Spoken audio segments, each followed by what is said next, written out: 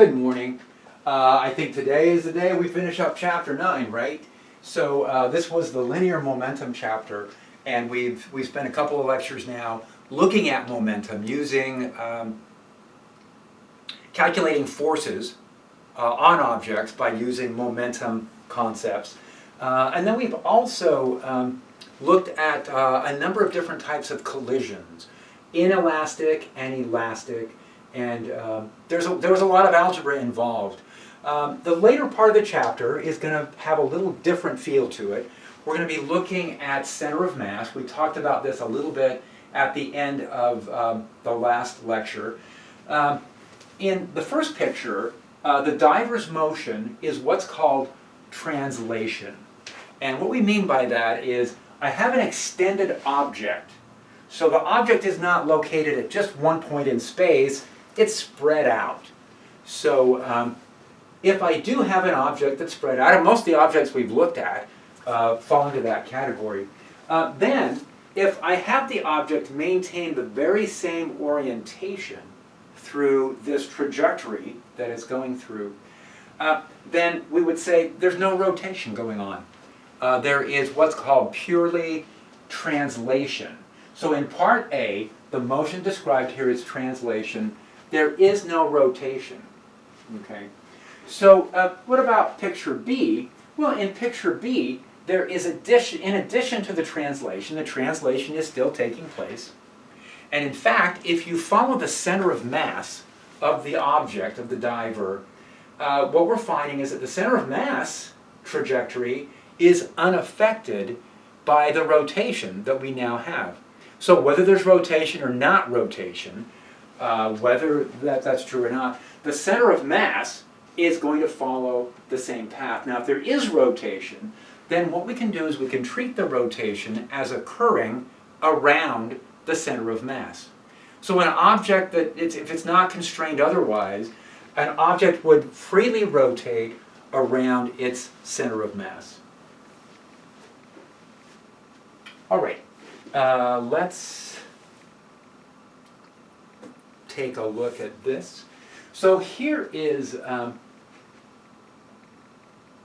wrench that's being rotated around. I'm wondering how they did this. So is this just being thrown really fast? I mean, that's probably what's going on. The wrench was thrown really fast. There's a gravitational effect going on here, but it's small enough effect we're not seeing it. It looks almost as if it's going in a straight line. The other possibility I was thinking of is there's kind of a really smooth, frictionless surface, and that the wrench is being thrown along the surface. In either case, what we can see from this is there's a series of points through which the wrench is rotating. That would be the center of mass. If the object is not being constrained to rotate around a different location, if it's just freely rotating, it's going to rotate around its center of mass. And that's what's happening here. So this also could be thought of as the combined translational motion of the center of mass plus rotational motion. Now they're adding in vibration. Vibration would say that the shape of the object is changing. Now the wrench isn't doing that, but the diver is. So this would be a combination of translation of the center of mass, plus there's rotation taking place, plus there's vibration in that the object, the diver, changed its shape while it was undergoing the dive. So this is purely translation. This is translation plus rotation plus vibration. The object came together and then it spread back out again. And those are often, well, that's the way that we divide up the motion. So for an object we can divide motion up into translation, rotation, and vibration around the center of mass. All right, here are the center of mass formulas. And what we're going to claim is they make sense. So let's think of a coordinate system here. Here I've got an xy coordinate system. Now, one of the objects was placed here, a distance xa from the 0 point. Another object with mass mb was placed at a distance xb. Now, where would the center of mass be for these? Well, if I have two objects that are somehow attached to each other, so wherever they go, if they're rotating or translating, there's a center of mass location that they would rotate around. That's got to be between the two objects, right? If I take mass A and mass B, and I kind of say, where's the average of their masses? Now, it's not in the middle. Why isn't the center of mass right in the middle? Shouldn't the center of mass always be at the center of the objects? And it turns out that that's not required. In fact, it can't be at the center of mass if the masses are not equal. If M1, I'm going to go back and call these M1 and M2. I know that's going to happen. But let me try this. If MA and MB are equal to each other, then the center of mass would be right in the middle. The placement of the center of mass that they're showing us suggests that MA is, it's more, right? It's bigger than MB. The mass A is bigger than MB. That's what it sure looks like from this. Now, the way the formula works, and maybe you've seen this in calculus. I know they, in Calc 2, they do a number of physics applications and present some of these formulas. So this is a weighted average. So what it's doing of coordinates xa and xb. So it's weighting this coordinate with the mass of the object located there. It is weighting this coordinate with the mass of the object, and then it's dividing through the total mass to average out the masses. Okay, so the answer, the units of mass are all going to cancel out, and the answer is going to come out in whatever units xa and xb are in. Now, a concern here might be, well, sure, we could do this calculation, but what if we pick a different coordinate system? If I pick a different coordinate system, let's say we pick a coordinate system where x is equal to 0 is shifted to this location right here. Can I go in and determine the x equals 0 location, or can I determine the center of mass if I shift my coordinate system there? And you can.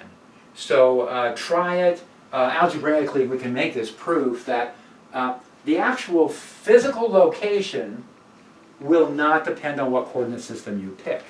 So whatever coordinate system you go with, just stay consistent.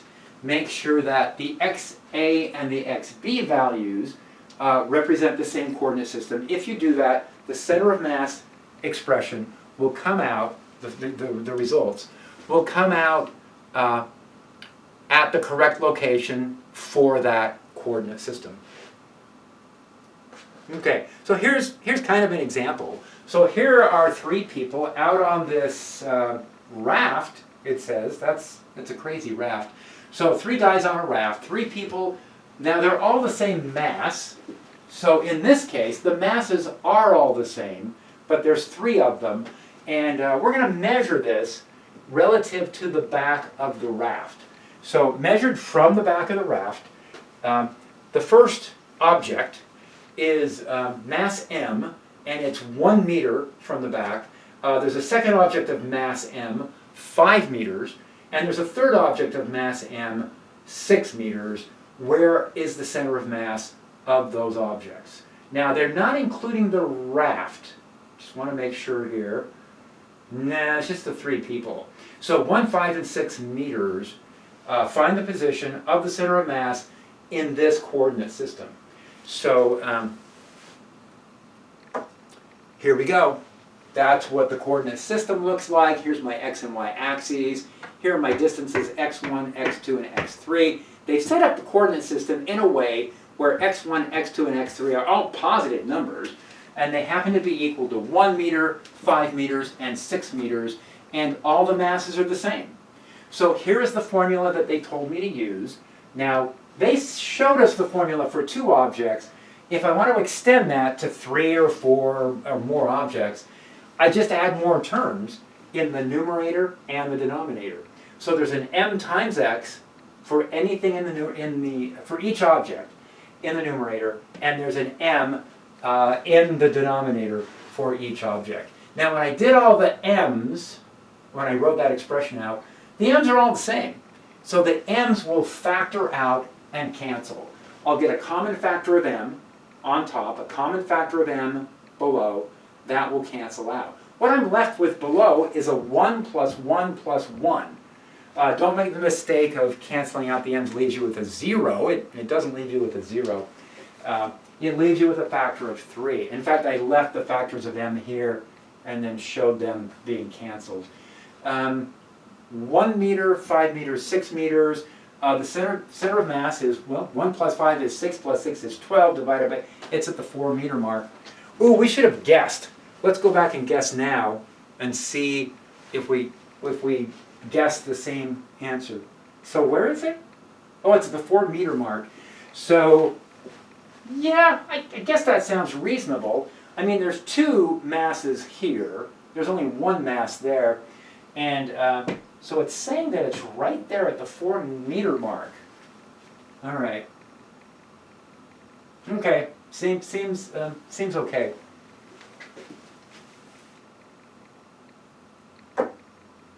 And then, now the y-center, so I did this. So just for completeness, I got the full set of coordinates. So the y-center of mass is, I don't know if that's true.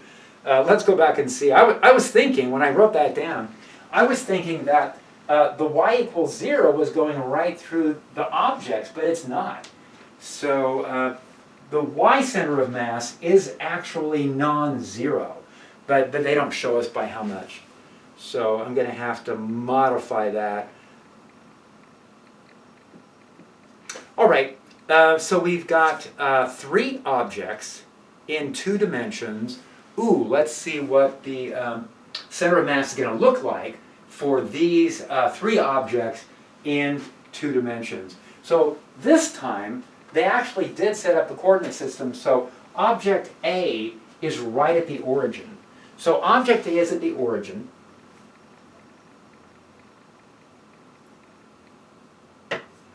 Object B is placed along the x-axis at a distance of 2 meters, and then object C is not on either of the axes, and so it's going to have coordinates of x equals 2 meters and y equals 1.5.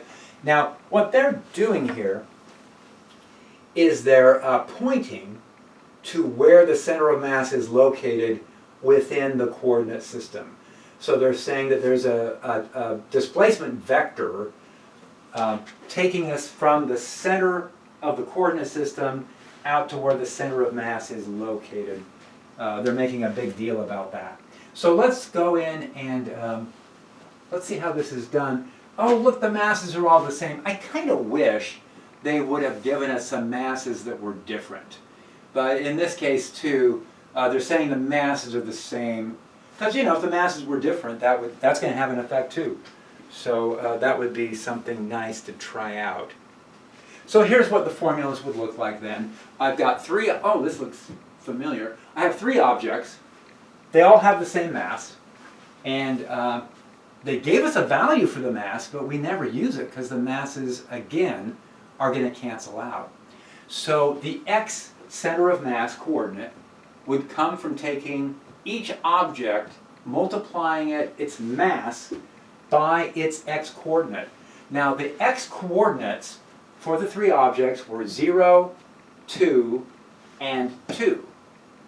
And so each of those gets multiplied by m. I have 3 of those m's in the denominator. That's going to leave me with a factor of 3. It looks like it's going to be 4/3. And so 1.33 meters. We got to go back and check that. But while we're here, let's go back and check that now. It's really a lot to keep track of. So what do you think? If I have 2 objects out here at the 2 meter mark and only 1 object there, yeah, it's kind of like 2/3 of the way over, right? So It's 2/3 of the way over because 2/3 of the mass is located over on this side. So that seems reasonable. But then I got to get the y coordinate. Now the y coordinate formula looks the very same. The coordinates here are 0 and 0 and 1.5. So only the third object was located away from the x-axis. So if I take the 1.5 and divide by 3, once all the masses are canceled out, that leaves me at 0.50. And I think that worked.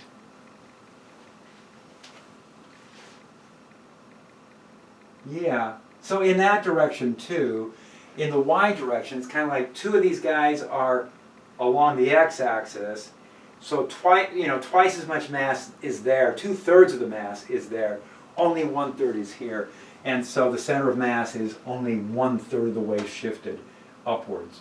So that's where the center of mass is for that system. So if I took those three objects and I somehow attached them to each other with negligible mass, and I throw it into the air, what point would it rotate around?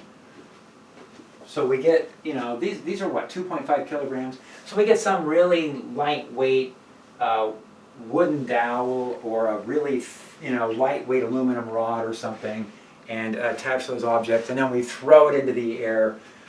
It's going to rotate left to it, on its own, unconstrained. It's going to rotate around that point.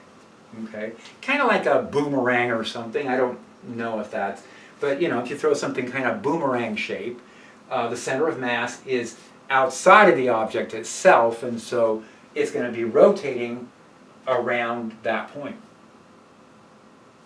Now, if I follow the center of mass, if I throw this into the air and the thing is rotating, if I follow the center of mass, it's going to follow. If there's no aerodynamics, I guess we got to take that out of it, right? So for this, we don't necessarily want a boomerang, or we could use a boomerang, but let's take it to the moon. So if we throw a boomerang on the moon, its center of mass will follow a projectile motion path, and the object will be rotating around that path. Okay. If you throw a boomerang in Earth's atmosphere, then you've got atmospheric forces that are going to come into play. All right, what happens if instead of a series of objects, we have an object that is just kind of spread out? I mean, they've got this little square here. This object is right here. It's shaped really funny. And if we throw that into the air, what point will it rotate around? Well, it's going to rotate around its center of mass. So the general formula looks like the formula we've been working from. It says that to calculate the location of the center of mass, now when they use vector r, what they're doing is they're just saying we do it once, we carry out the calculation once to get the x-coordinate, and then we carry out the calculation once again to get the y-coordinate. And I think I'm not sure we're going to see some examples of that or not. So if I put an x in here for each object, that will give me the x center of mass. If I put the y in here, that will give me the y center of mass. Now what they've done is they've taken all those, remember all the masses were being added together on the denominator in the formula? So if we go back and look at the formula,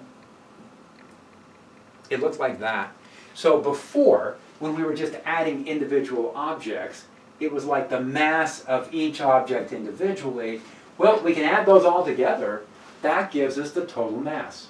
And that's what's showing up in this integral form also. Now in the numerator, all of the x values are different. And for a continuous distribution of mass, that's going to become an integration.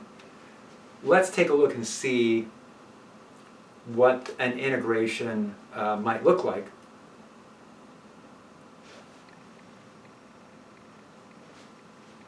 So, got to get to that right page. There we go. This is a thin rod, and so here is just, you know, a rod-shaped or a stick-shaped object, and it's got a certain length to it. So let's do this. The way they've set it up in the coordinate system, I think it works. I'm fine with this. So they've got it set up in a coordinate system where one end of the rod is at the origin, and then the entire rod has a length of L, and that's going to be the coordinate at the other side. Now, I'm going to say the center of mass is in the middle, right? I don't know if we need to do a lot of detailed calculation here. Let's go ahead and read the problem. It says, show that the center of mass of a uniform thin rod of length L and mass M is at its center. So I guess what they want us to do is go ahead, set up the integral. You know, they're really challenging us. Can you set up the integration and carry out the integration and show that your calculations are predicting the center of mass to be in the middle? That's a reasonable thing. And then once we've done that, once we've practiced setting up the formula for the center of mass, they want us to come back in part B and determine the center of mass of the rod, assuming that its mass is not evenly distributed. So what they're saying is this thing they call the linear mass density. Now that's mass per unit length varies from this end. So at this end, it's like, 20 grams per centimeter. But by the time we get to this end, it's twice as much. It's like 40 grams per centimeter. So it's twice as dense on the right side as it is on the left side. And the density just steadily increases. Maybe it's an alloy. I don't know how they've done it. I mean, maybe it's mostly aluminum on the left side and it's mostly steel on the other side. Something like that.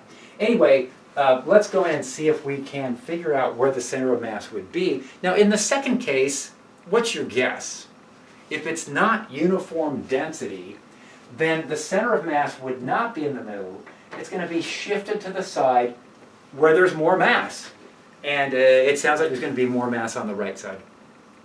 All right, let's do both of these, A and B. So first of all, let's talk a little bit about how we're going to represent linear mass density. Now, linear mass density, we tend to use a symbol lambda. I guess lambda sounds like linear. And what that is it's dm per dx. It's how many kilograms are there per meter. Now, since this is dx, it's not really a meter that we're thinking of, but we can imagine some really, really small portion of a meter and some really, really small portion of a kilogram for that. But those are the units it's going to be in any case. How many kilograms per meter is it at that location? So at each individual location, dm is given by lambda times dx. Okay, and that's how we're going to set up the integration.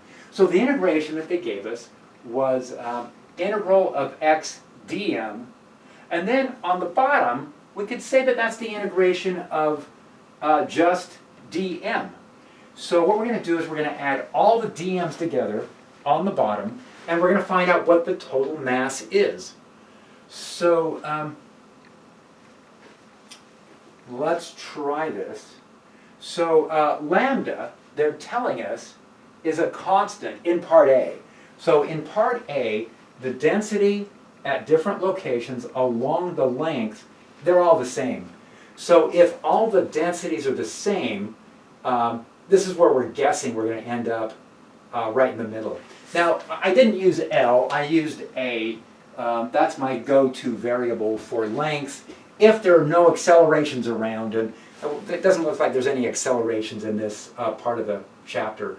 So I'm going to call that length A. And so lambda, if it's constant, is just going to be given by the total mass divided by the total length. Now, that's because it's constant. In part B, things are going to get more complicated. So what we can do then is we can integrate, let's see, we got the lambdas put in here, right? For the dm's have been replaced with lambda dx. Now in the numerator, I have a factor of x. That's because it's a center of mass formula. And then in the denominator, I don't have the factor of x. I just have the lambdas. Now, since the lambdas are constant, I can factor those, I can take those outside the integration, and then I can cancel them. So the lambdas in the numerator and the lambda in the denominator, those are going to cancel. Those are gone. And what we're left with then, in our center of mass formula, is integrating from 0 to a over the entire length, x dx divided by the integral of dx. Now, what that is going to give us on the bottom is a factor of a, and on top, we're going to be integrating x dx. That gives us 1/2 x squared. When we evaluate that at limits of x and a, that gives us 1/2 a squared. And so one factor of a will cancel, and we're left with 1/2. So that's an example of using the integral approach to finding the center of mass of an extended object. What do you think?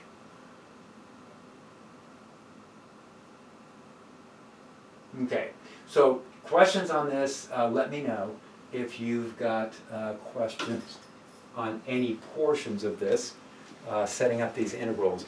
Now that was the easy one, right? So now we're going to move on to, and I think that's such a good approach, is to try it in one case, set everything up, and then come back and see what happens if lambda is not uniform. Now, they actually gave us, it's going to be the same formula as before, except this time lambda is not a constant. Lambda is a function of x. Lambda is going to vary from one location to the other. Now what they did tell us is that the density at the left end is lambda naught, and the density at the far end is 2 times lambda naught. So lambda naught is the density at the left end. And then they also told us that the density increases linearly. So it says that the increase in density steadily increases from one end to the other. From that information, that is telling us that the lambda as a function of x is going to be whatever the lambda is when x is equal to 0. So when x is equal to 0, that goes away, and lambda is equal to lambda naught. But then I have to put in a linear expression, and the linear expression is going to be x over a. Now x over a is the expression I want, because at the left end, x over a is 0. But at the right end, x over a is 1. I want something that goes between 0 and 1 so that it increases linearly, and by the time we reach the right end of this thin rod, that we have picked up an additional lambda naught. So that function, that's kind of something you have to put together based on the information that they've given. So we can check that, and sure enough, at x equals 0, it's the linear density is lambda naught, and at x equals a, the linear density now is 2 times lambda naught, and it increases linearly from one end to the other. So that says it's the very same integration as the previous page, right? Here, that expression right there is still going to work. The problem is the lambdas aren't constant. And so I have to substitute in top and bottom. I've got to go in and substitute in that entire expression. So this has got to go in.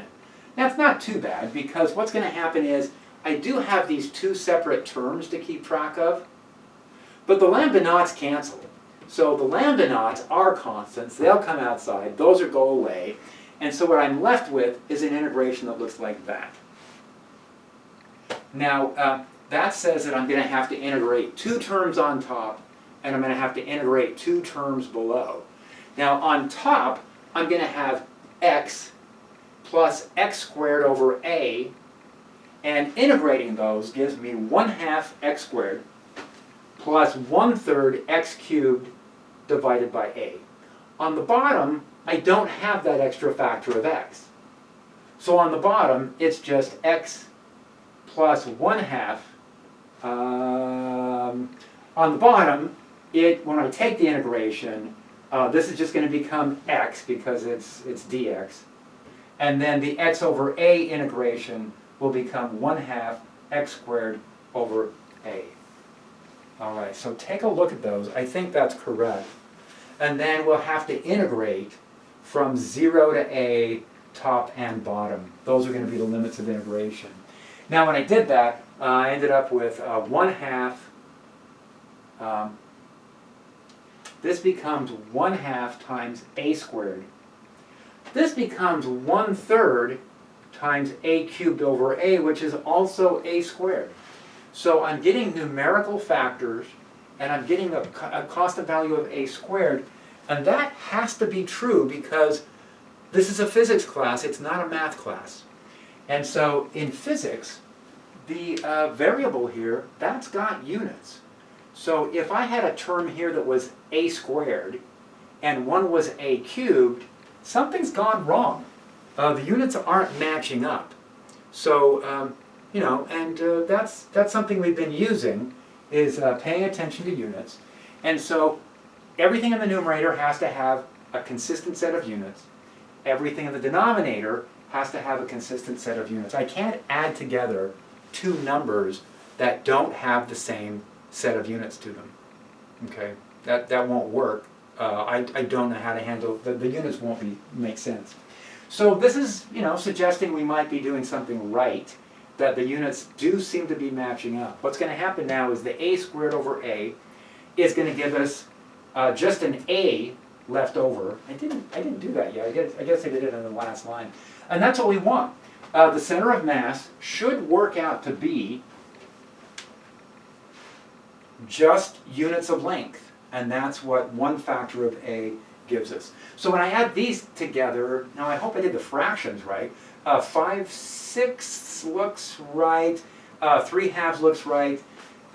So I came down here and I inverted the denominator and multiplied. That gave me 10/18. That gave me 5/9.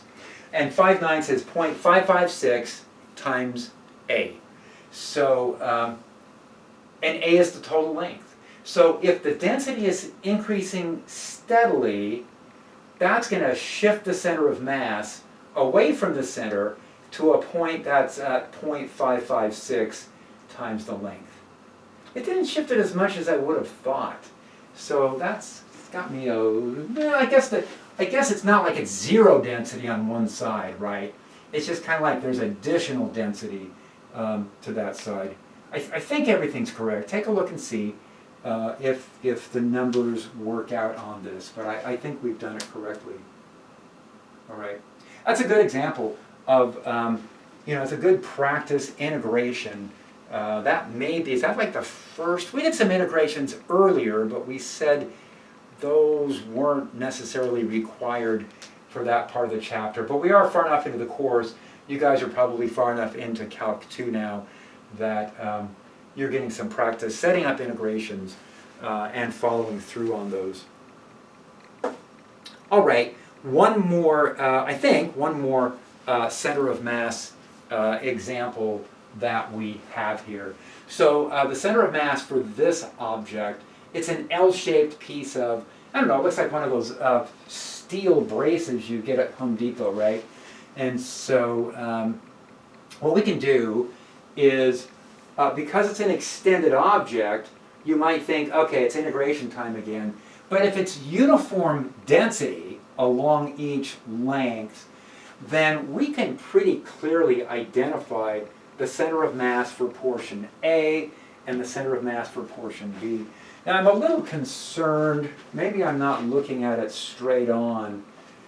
Maybe it's an optical illusion, but this looks shorter than this, Anyway, that's in the middle. And we had to divide this object into two sections, and we had to decide for that square in the corner, are we going to assign that to part A, or are we going to assign it to part B? And they decided to assign it to part A, so let's run with that. So the center of mass for A, where is it located? And it's located at 1.03 meters in the x direction, and it's located at 0.10 meters in the y. So that center of mass for portion A has coordinates that we can easily identify. What about section B? Now, section B, it should be half of this. That looks like 0.74 meters in the negative y. And in the x direction, it looks like 2.06 plus an additional 0.10. So that would be 2.1, sorry, it's not, it's 2.06 minus 0.10. So that would be 1.96. So let's see if I've got that successfully transferred to the page here. Did we get everything copied right? It looks like it. It looks like those are the numbers. So those are the coordinates that we had determined from the page before. Oh look, I think I drew that too far to the left too. Or maybe it is just an optical illusion. 0.10 is the y coordinate, 1.03 is the x. Here the x coordinate's 1.96 and the y coordinate's 0.74. Got to cross that out, make that more clear. And then I put the numbers in. And so, let's see. We've assumed uniform density, which means the cross-section of this metal brace, it's got the same thickness everywhere. And so that means that the mass will be proportional to the area. So I'm just going to use arbitrary units for mass. What I'm going to do is say that mass A is 2.06 times 0.20, which is 0.412, and it's some kind of mass units where this is in meters, right? So that would actually be the square meters, huh? So we're going to say that each mass unit is equivalent to the mass of 1 square meter. So in that scale, this is 0.412. For the mass of B, that's 1 point. So this is a really large construction brace. It's not small. It's good sized. This is 2 meters in length, right? And this is 1.48, 0.20. So it's this many mass units. Now, I'm not so concerned about the mass units. We talked about that before, because I've got a mass here, and a mass here, and a mass here, and a mass here. Whatever units I work in, the units on top will cancel the units below. So those units overall are going to end up canceling out. So I don't have to, I don't have to deal with that. All right. And then, let's see what we've got. I think that's it. This is the coordinate for section A. This is the coordinate, x coordinate for section B. Here are the coordinates, y coordinates for sections A and B. We just have to carry out the calculations carefully and then check the results, see if they're sensible. So it says overall, the center of mass, coordinate x is going to be at 1.42. You know what I didn't do is I didn't locate this. We got to draw that in. So does that make sense? So it would be 1, this was 1.03. 1.42 would be like here in the x direction. Okay, it's just x. So it's here somewhere. So the center of mass would be along that line somewhere. And then the y coordinate worked out to be negative 0.25. Now this side of the brace is right along y equals 0. So we would have to come down, you know, about this far. This whole distance, how far was B? That was 0.74. Okay, yeah, I guess that's reasonable for the y coordinate. I would have thought maybe, no, that's probably reasonable. So the x-coordinate then is 1.42, guessing that's about here, and the y-coordinate's -25, so maybe there. Okay, that's the center of mass. Now this is a great big giant metal boomerang, and so if we pick this up and throw it, I like these boomerang shapes, pick this up and throw it, that's the point that it's going to rotate around if we neglect interactions with the atmosphere. So again, we better take this to the moon and throw it there. So if we take it to the moon and throw it, then it should reliably rotate around that point right there. It'd be great. You know, we should do this, throw it and see that. And then it will follow some kind of projectile motion trajectory as it's rotating. All right. So so yeah, there's another one of those center of mass examples. Now, sometimes we talk about the center of gravity versus the center of mass. Are they the same thing? And they're not quite. So there is a difference between center of gravity and center of mass. Center of mass, what we've been looking at, is looking at how the mass itself is distributed. The center of gravity is looking at how gravity exerts a force on the object. So what that would say is, let's say we have the object here, and we've carefully mapped out all of the mass and determined that the center of mass is located here somewhere. But what if the gravitational field isn't uniform? If the gravitational field isn't uniform, let's say this is Earth's gravitational field. Is the gravitational field at the bottom the same as the gravitational field at the top? And it's not quite the same, right? We assume, we use the approximation that it's very similar, and the reason we use that approximation is it works really well as long as the distances are small enough. But there's always going to be some variation of the gravitational field at different locations. So to find out where the center of gravity is, we actually have to take m times g at each location and then find out how the variation in the gravitational field affects that. So in Earth's gravitational field, if we have an object here, the center of gravity could be lower, we would expect it would be a little lower, than the center of mass.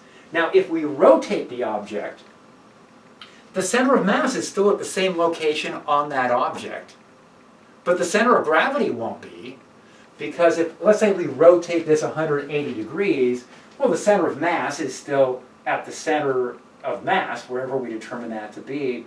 But now it's the, well, once again, it's the lower portion that is going to be in the stronger gravitational field than the upper portion will be, and that will shift the center of gravity to a lower position.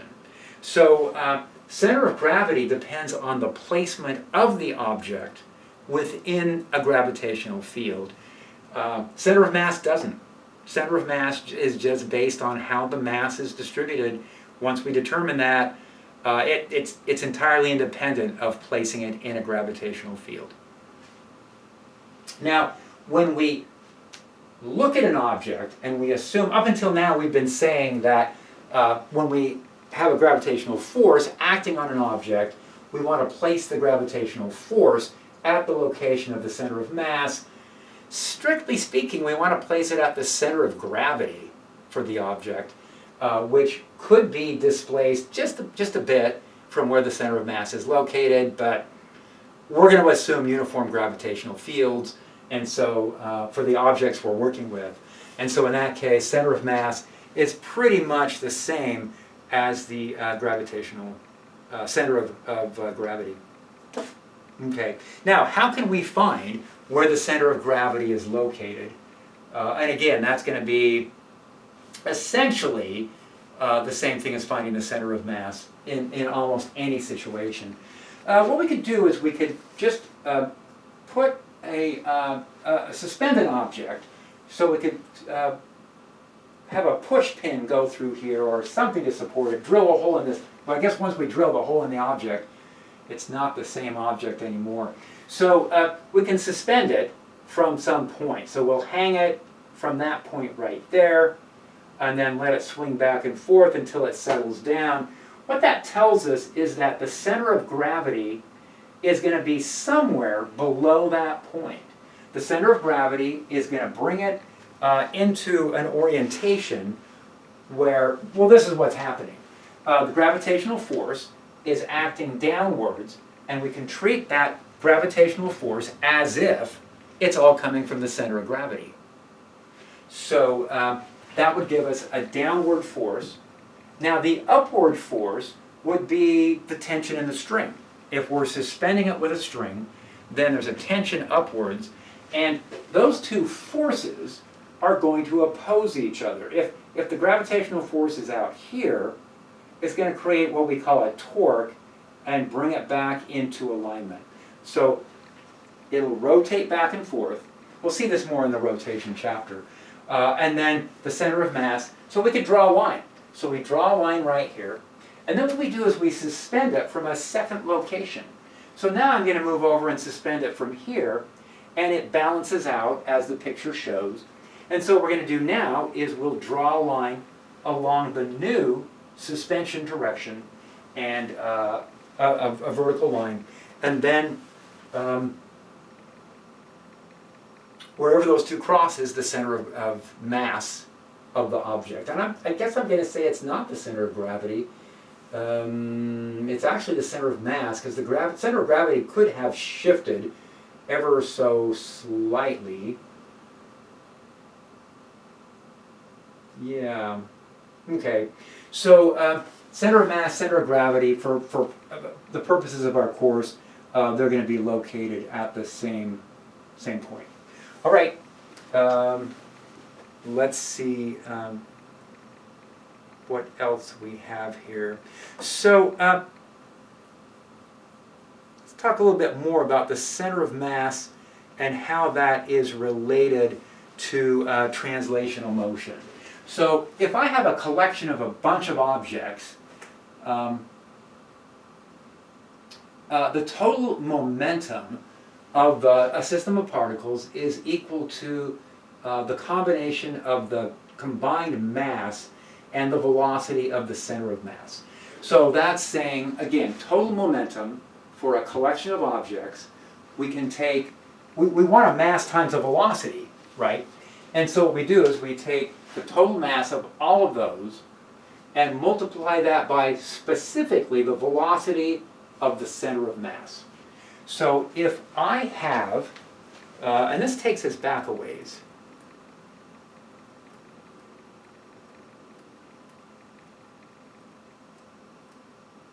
Let's go back to the wrench. The wrench is a good example for this. How much momentum does that wrench have? So I know what its mass is. So I can measure its mass, and that gives me the value of m. But what's its value of v? Because what's going on here is that the thing's rotating. If I measure the velocity of this tip, so here's a tip on the wrench right there. If I measure its velocity, look what that tip is doing.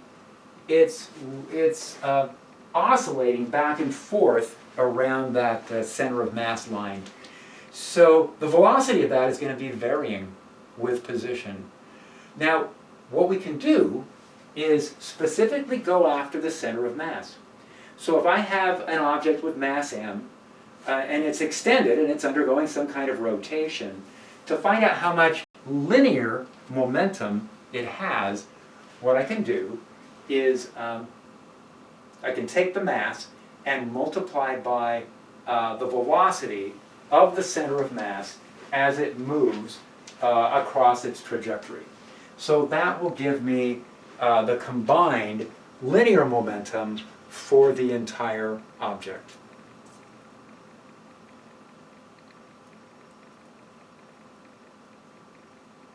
All right, and let's pick up back where we are here.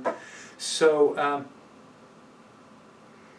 the center of mass of a system of particles can be treated as if it's a combined object.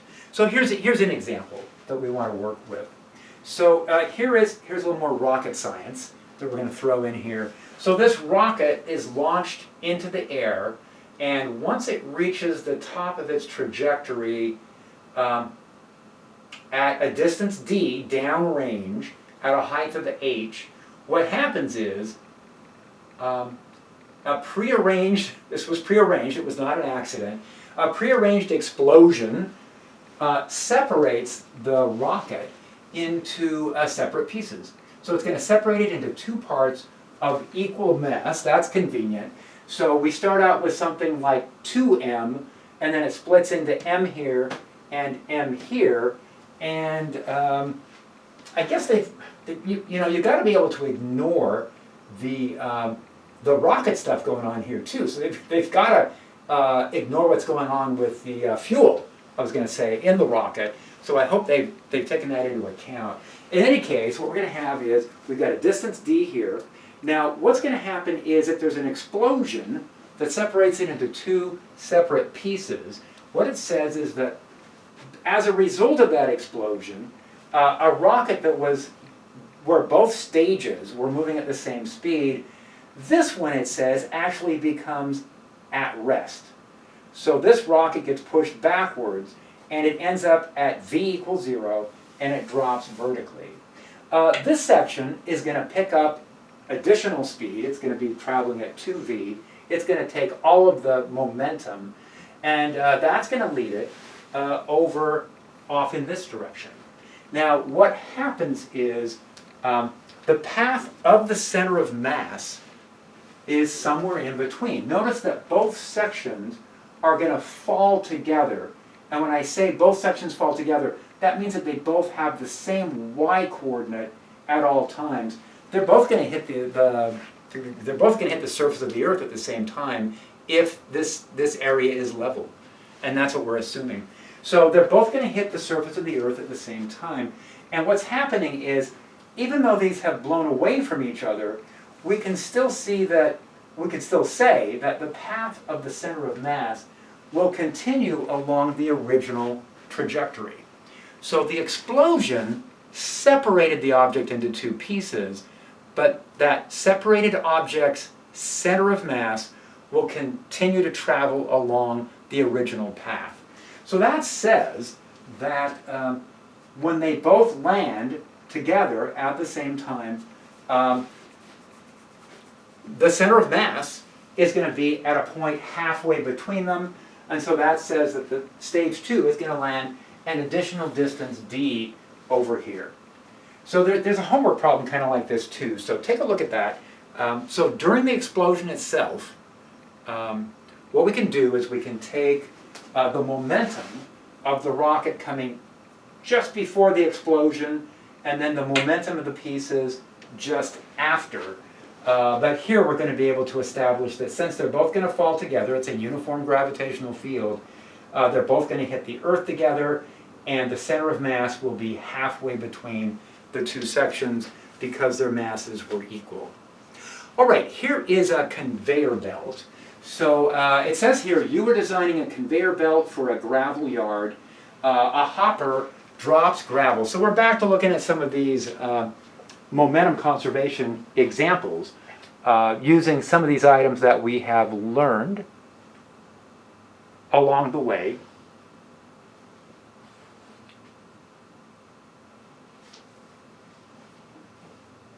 And what it says is that we're dropping gravel at a rate of 75 kilograms per second onto a conveyor belt, and the conveyor belt is moving forward at 2.2 meters per second.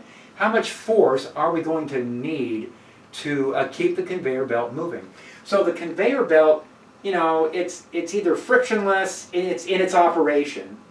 It certainly has friction because friction is what's going to bring the gravel up to speed. So the gravel's dropping vertically, and then it bounces around a bit, but once it's hit the belt enough time, the friction with the belt is pulling it forward. So we're counting on that to happen.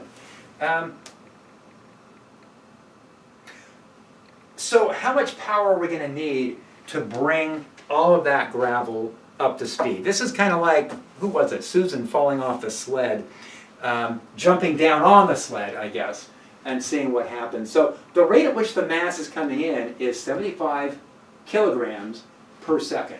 Now at impact, the velocity in the x direction is 0.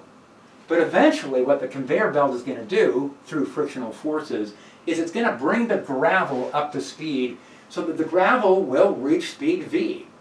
So the increase in velocity is going to be, the delta Vx is going to be given by the speed of the conveyor belt. So that says every little piece of gravel that comes in is going to experience an increase in momentum given by dm times whatever the velocity increase was, and that's going to be given by v. So the force required is going to be dp divided by dt, and that's going to be v times dm dt. We can put those numbers in. The speed we got to bring it up to is 2.2 meters per second. The rate at which the mass is falling onto the conveyor belt is 75 kilograms per second. That's going to give us a force, the force that we need to bring all the gravel up to speed, if it's falling at this rate, is 165 newtons. So we'll need an additional force of 165 newtons. You know, that's 30 or 40 pounds of force. Now, that's the force we need. How much power is that going to require? And the power is going to come down to how much work we have to do as a function of time. What that's going to turn out to be determined by is how much the kinetic energy has to increase. Now, the same as we were able to go back and see how much the momentum is increasing, we can calculate, for each little piece of mass, how much does the kinetic energy have to increase? And we have to go from 0 to 1/2 mv squared. So what we're going to do is we're going to get the work that the motor is doing is going to show up as increase in kinetic energy of the gravel, and that dk is 1/2 dm v squared. So the power is going to be 1/2 v squared times dm dt. So the same way we were able to calculate the force using d momentum dt, we are able to calculate the power by calculating d energy dt. So how much additional energy do we have to come up with? And that worked out to be 1/2. There is the velocity squared. Check the units. They had better be power units.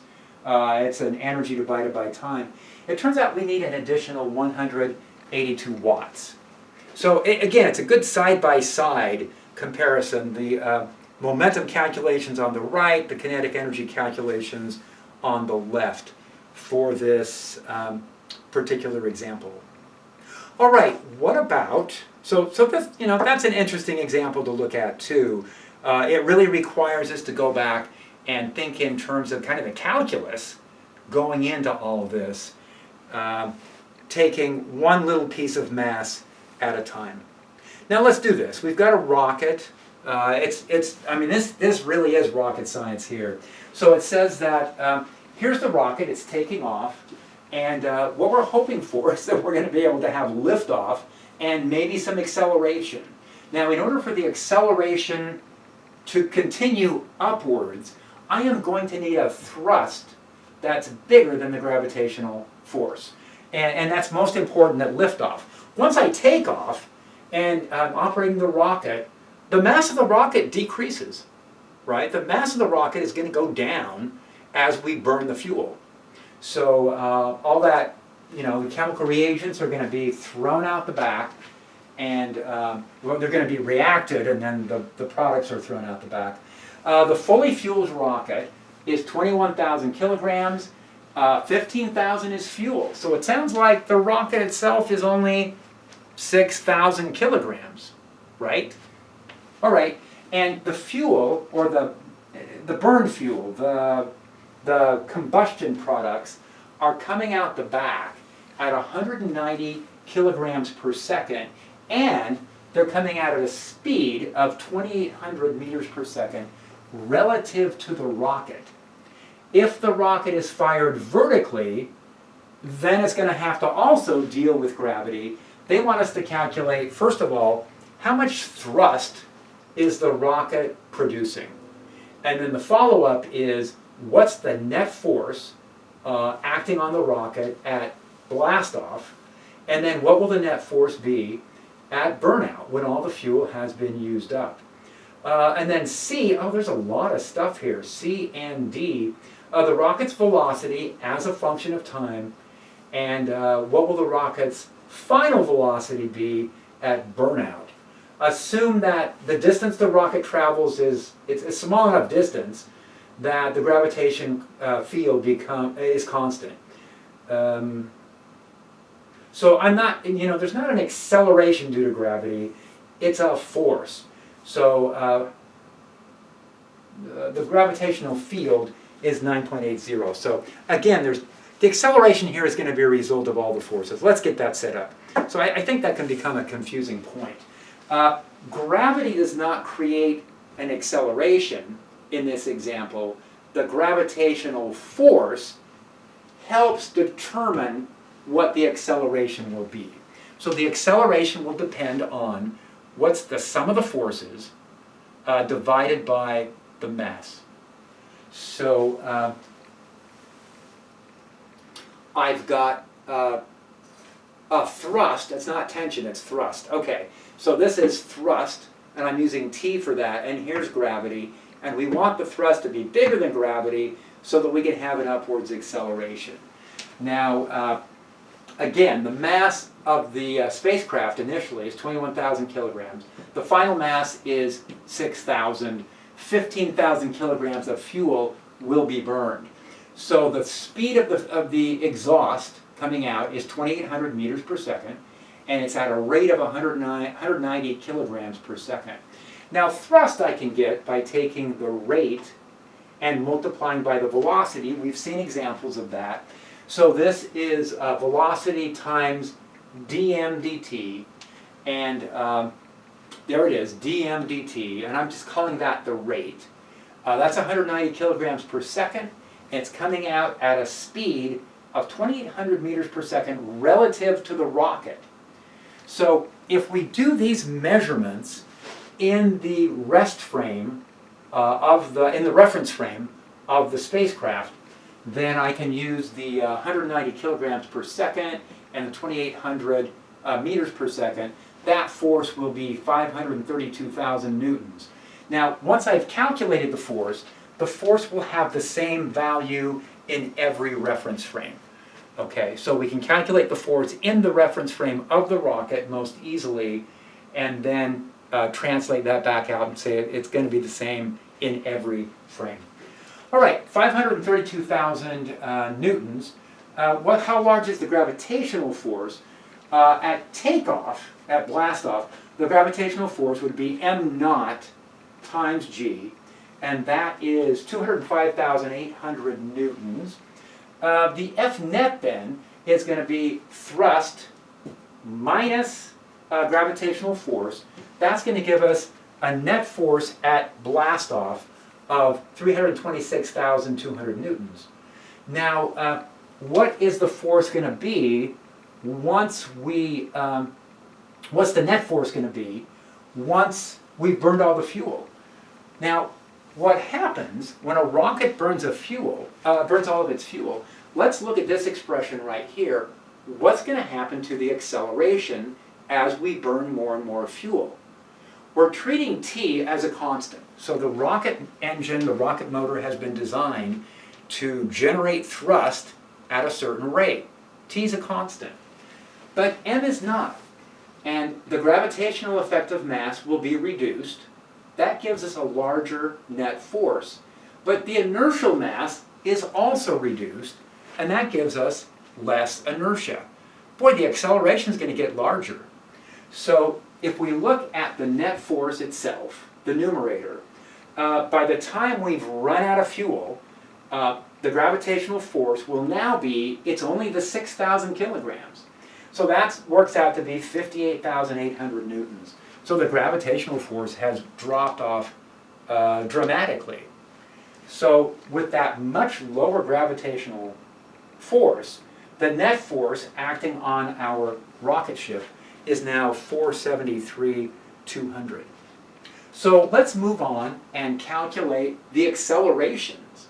So the acceleration at blastoff, which is thrust, minus m naught g over m naught, it starts off at 15.5 meters per second squared. That's about 1.5 g's of acceleration. Now, just as the fuel is wrapping up, just as we're using the very last of the fuel, we are getting an acceleration of t minus mf g over mf, where that's the final mass, and we have a larger net force, and we have less inertia. So we have a smaller gravitational force and we have less inertia. And now we're at 78.9 meters per second squared. That's 8 Gs. So, at blastoff, if you had, people on this, in the spacecraft, they would feel heavier at blastoff. They would have an additional 1.6 Gs in addition to Earth's 1 G. And then at this point, it would be 8 Gs plus one more would be, you'd feel 9 times as heavy as you typically do. Now the acceleration can be written as dv dt, and we're going to set that equal to the net force divided by the mass. That's what we've always done in all of these examples. Now what's happening different in this example with the rocket is m is dropping off. M is equal to m naught minus r times t. We're burning the fuel at a certain rate, and that formula right there is going to tell us how the mass is decreasing with time. Now the acceleration then, let me do this. Let me take this expression. I'm going to simplify this a bit. Let's take t over m, and then here I got these two m's. Let's just let those cancel out. So that becomes minus g. Now the m, I do have to bring in this expression. So the m is decreasing, and that goes in right here. And then what I've got is from the formula here, the dv dt, what we're going to have is dv is equal to all of this stuff, that's sandwiched in, and then a dt over on the other side. Now, let's take a look. Are we ready to carry out the integration? I think we are, because what's happening here is all of the v's are on this side, and all of the t's are over on the other side. There's a t right there. Now, so I'm going to integrate the left side, and starting at a v of 0 up to v. When I integrate the left side, that will give me v. And then on the right side, I'm going to carry out this integration of both of these parts. Now, if I integrate something that's 1 over a function of t inside here, that's going to become the logarithm of m naught minus rt divided by the coefficient in front of the t. So check your rules for integration. And so what that's going to give us then, now there was a minus sign here, and so I took the zeros and t's and flipped them on the limits to account for the minus sign. It was a 1 over r minus. And I avoided the minus sign by reversing the limits of integration. Again, I start making errors if I start accumulating a lot of minus signs. So here we go.